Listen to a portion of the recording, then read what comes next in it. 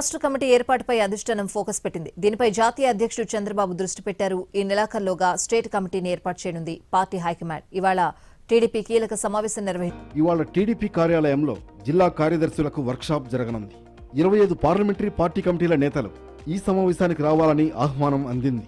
నాయకత్వం, పార్టీ బలోపేతంపై నేతలకు అధిష్టానం దిశానిర్దేశం చేయనుంది.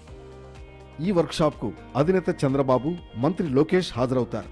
పార్టీ సీనియర్ నేతలతో రాష్ట్ర కమిటీ ఏర్పాటుపై ప్రత్యేకంగా చర్చిస్తారు. సామాజిక సమీకరణాలు, యువత, మహిళలకు ప్రాధాన్యత ఇచ్చేలా స్టేట్ కమిటీ ఏర్పాటు జరగనుంది. స్థానిక ఎన్నికలు, పార్టీ ప్రభుత్వానికి మధ్య సమన్వయాన్ని దృష్టిలో పెట్టుకుని కమిటీని ఏర్పాటు చేయనున్నారు. అధినేత చంద్రబాబు ఇప్పటికే పార్టీ కార్యాలయానికి ఎక్కువ సమయం కేటాయిస్తున్నారు. కార్యకర్తలు, నేతలకు ప్రాధాన్యత ఇస్తున్నారు. ఎమ్మెల్యేలను కోఆర్డినేట్ చేసుకుంటూ ముందుకు వెళ్లేలా కార్యాచరణను రూపొందిస్తున్నారు. కొద్ది రోజుల క్రితమే జిల్లా పార్టీ ప్రెసిడెంట్లను నియమించింది టీడీపీ.